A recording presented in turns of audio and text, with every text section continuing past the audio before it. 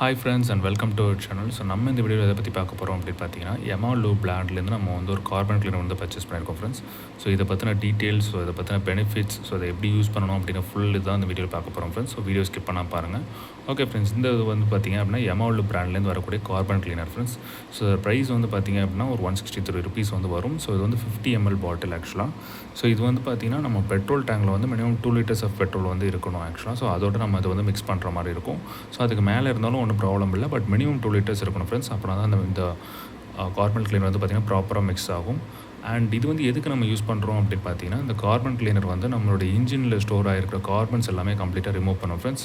So வந்து பார்த்திங்கன்னா நம்ம நிறைய பெட்ரோல் எல்லாமே போட்டு நிறைய லாங் ரைட்ஸ் அப்புறம் சிட்டி டிராஃபிக் எல்லாமே வண்டி ஓட்டுவோம். ஸோ ஓட்ட பார்த்திங்கன்னா கார்பன் டெபாசிட் வந்து இன்ஜின் அப்புறம் வந்து ஃபியூல் சிஸ்டம் எல்லாத்துலேயுமே தங்க ஆரம்பிச்சிடும்.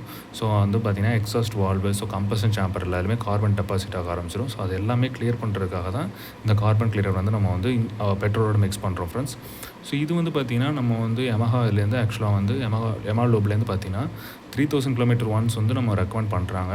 பட் நான் வந்து என்னோடய வண்டிக்கு வந்து பார்த்திங்கன்னா ஒரு 10,000 கிலோமீட்டர் ஒன்ஸ் தான் நான் வந்து வாங்கி யூஸ் பண்ணிகிட்ருக்கேன். ஸோ 2 தடவை இன்ஜின் ஆயில் சேஞ்ச் பண்ணிவிட்டு ஒரு 4000 கிலோமீட்டர் சேஞ்ச் பண்ணிவிட்டு நான் ஒரு தடவை பார்த்திங்கன்னா அந்த எமாலூப் கார்பன் கிளீனர் வாங்கி போட்டுருவேன்.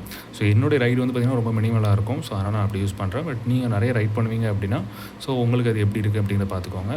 அண்ட் இது வந்து பார்த்திங்கன்னா நம்ம யூஸ் பண்ணதுக்கப்புறமா இன்ஜின் வந்து ஸ்மூத்தாக இருக்கும். ஸோ கொஞ்சம் குவைட்டராக இருக்கும். ஸோ அந்த எஃபிஷியன்சி வந்து ரொம்ப இம்ப்ரூவ் ஆகும்னு சொல்லியிருக்காங்க.